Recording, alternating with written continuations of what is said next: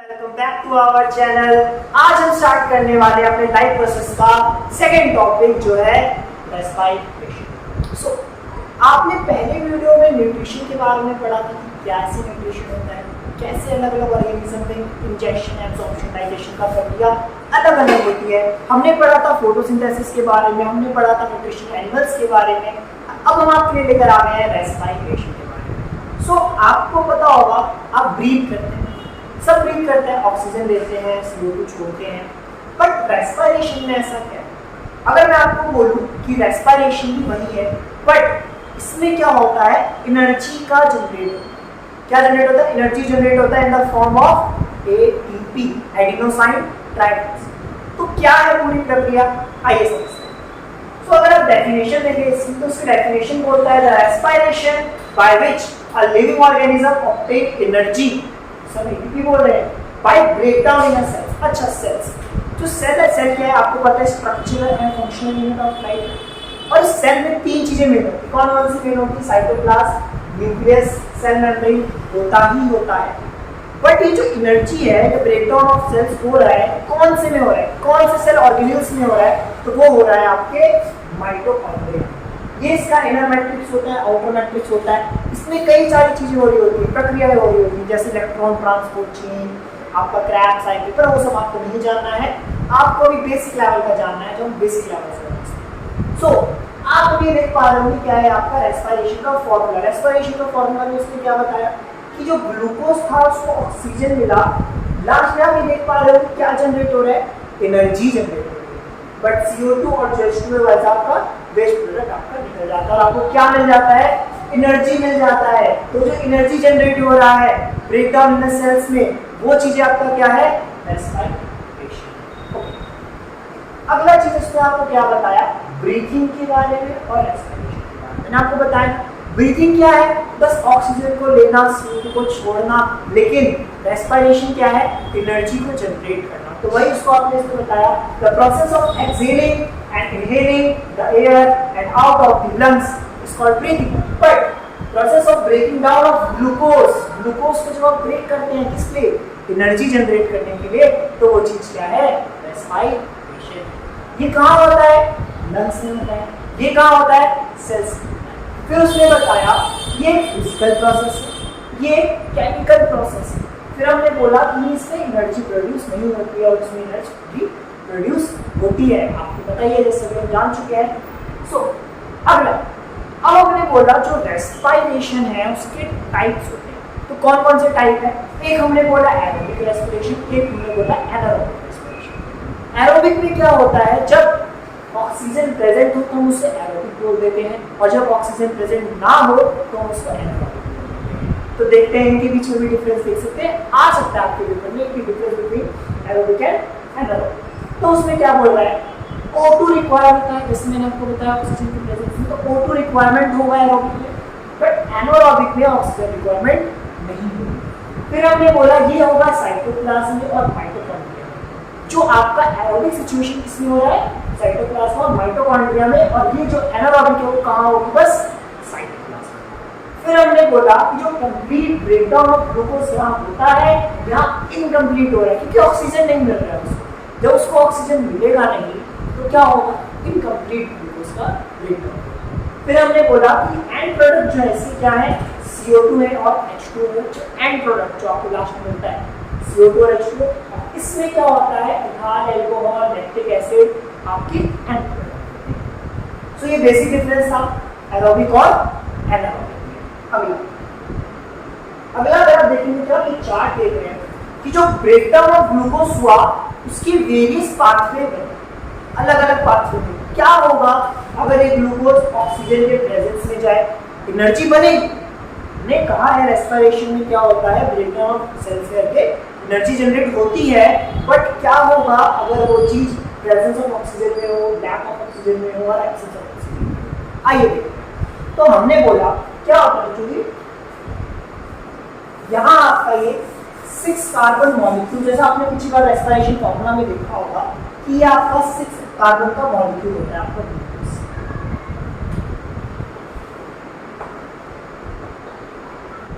अब ये क्या करेगा, इसने क्या बनाया है, पाइरुवेट बनाया है जो 3 कार्बन मॉलिक्यूल। ये जो आपका पाइरुवेट होता है बच्चों, आपने पाइरुवेट कहाँ से आया, तो ये ग्लाइकोलाइसिस से हमारे पास आया।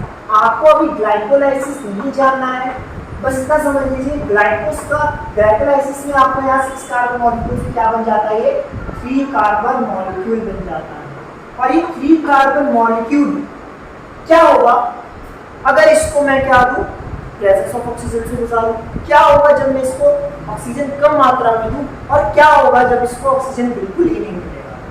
तो क्या एनर्जी तो प्रोड्यूस होगी, बट साथ साथ उसकी क्या क्या प्रोड्यूस होगा वो भी देखते हैं। तो जैसे मान लीजिए आप भाग रहे हैं, आपने भागा भागा भागा भागा, तो सब क्या होगा, आप बोलेंगे हमारे में ऑक्सीजन की कमी हो जाएगी। तो जब ऑक्सीजन की कमी हो गई, वो कौन सी सिचुएशन हुआ, लैक ऑफ ऑक्सीजन वाला सिचुएशन। तो जब आप लैक ऑफ ऑक्सीजन वाली सिचुएशन में होते हैं, तब ये पाइरुवेट क्या बनाएगा, लैक्टिक एसिड बनाएगा और एनर्जी जनरेट करेगा।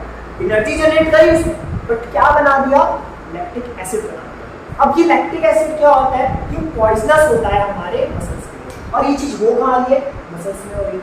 तो जब ये मसल्स में हो रही है और हमारे को क्या मिला, लैक्टिक एसिड मिला, और इसी वजह से क्या होता है, क्रैम्प्स होते हैं। तो आपने देखा होगा भागते भागते हम पानी ना पिए, वो ना करें तो क्या हो जाता है, क्रैम्प हो जाते हैं। क्यों होता है, क्योंकि जो आपको एनर्जी मिली है और उसके बाद जो लैक्टिक एसिड आपको मिला है, उसने क्या कर दिया है, क्रैम्प कर दिया है। तो क्या सिचुएशन, अच्छा अगर आपको सिचुएशन में ऐसा है कि इसमें आपको पूरी ऑक्सीजन मिले, प्रेजेंस ऑफ ऑक्सीजन में अगर वो चीज हो, तो सिंपल आपको एनर्जी मिलेगी प्लस CO2 और वाटर आपको मिलेगा, उसमें कोई नुकसान नहीं है। तो वो कहाँ हो रहा है, माइटोकॉन्ड्रिया में होता है, जो मैंने आपको दिखाया था माइटोकॉन्ड्रिया, वहाँ वो चीज मिलेगा, वहाँ आपको पूरी एनर्जी मिलेगी, क्योंकि कंप्लीट ब्रेकडाउन ऑफ ग्लूकोज का हो पाता है वहाँ पर, अभी हमने जाना। लेकिन लैक ऑफ ऑक्सीजन में लैक्टिक एसिड बनता है, जिस वजह से आपको क्रैम्प जैसी सिचुएशन हो जाती है। बट अगर ऑक्सीजन का एब्सेंस हो तो उसमें क्या बनता है, उसमें बनता है इथेनॉल, CO2 और एनर्जी जनरेट होगी, पर क्या बनेगा, इथेनॉल, CO2 और फिर एनर्जी जनरेट होगी। और आपने ये देखा होगा जो ईस्ट में होता है, या एब्सेंस ऑफ ऑक्सीजन हमें में तो होगा नहीं, लैक ऑफ ऑक्सीजन होता है, बट एब्सेंस ऑफ ऑक्सीजन नहीं होगा। एब्सेंस ऑफ ऑक्सीजन इसमें हो रहा है, ईस्ट में हो रहा है, तो वो क्या जनरेट करेगा, इथेनॉल और CO2 जनरेट करेगा, जिसको हम इंडस्ट्री के पर्पस में भी यूज करते हैं। ओके, सो आपने वेरियस पाथवे देखे ब्रेकडाउन ऑफ ग्लूकोज के, कि क्या होगा जब उसको प्रेजेंस में होगा, क्या होगा पाइरुवेट जब लैक ऑफ ऑक्सीजन में जाएगा, क्या होगा पाइरुवेट जब एब्सेंस ऑफ ऑक्सीजन में होगा। ये सारे पाथवे देखे आए।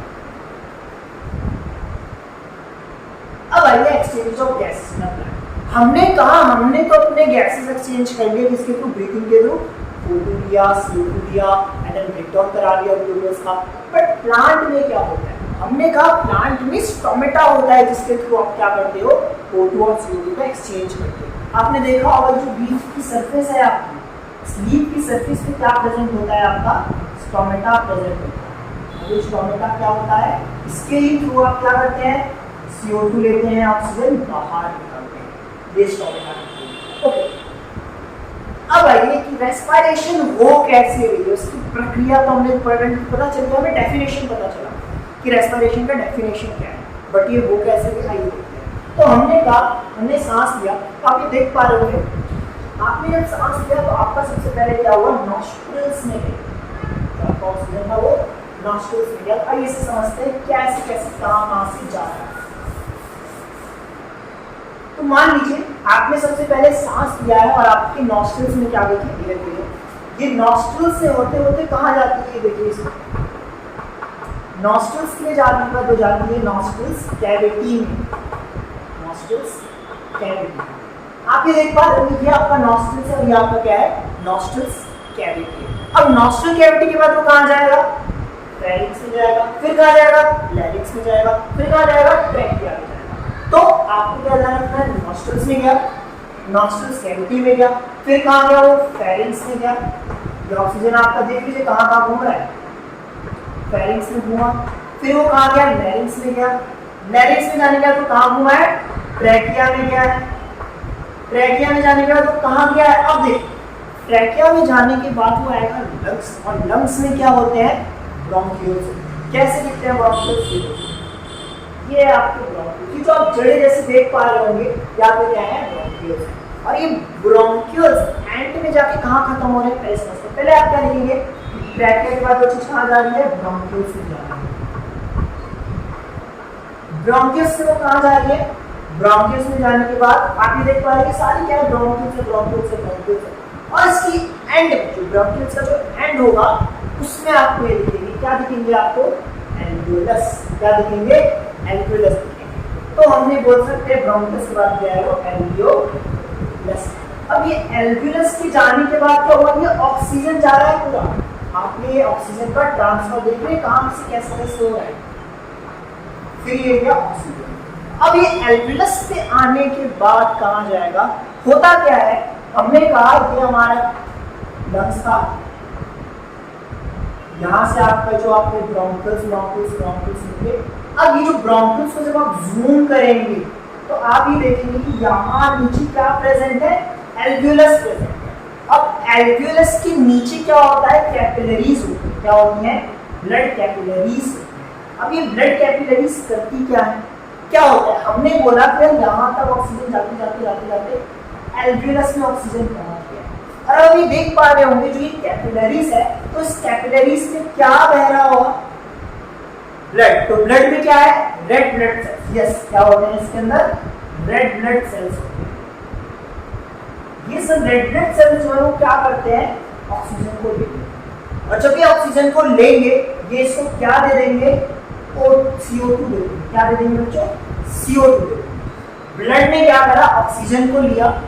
अब जो इसके अंदर आरबीसीज है, इसके अंदर क्या प्रेजेंट था, हीमोग्लोबिन। क्या प्रेजेंट था, हीमोग्लोबिन। और ये हीमोग्लोबिन क्या ट्रांसफर करता है पूरे बॉडी में, रेड में। तभी तो हम लोग कहते हैं जो रेड ब्लड सेल्स है वो क्या ट्रांसफर करते हैं, ऑक्सीजन ट्रांसफर करता है। और उसको वो ऑक्सीजन मिलता कहां से है, मतलब ऑक्सीजन का स्टेशन कहां पर हुआ, एल्वियोलस।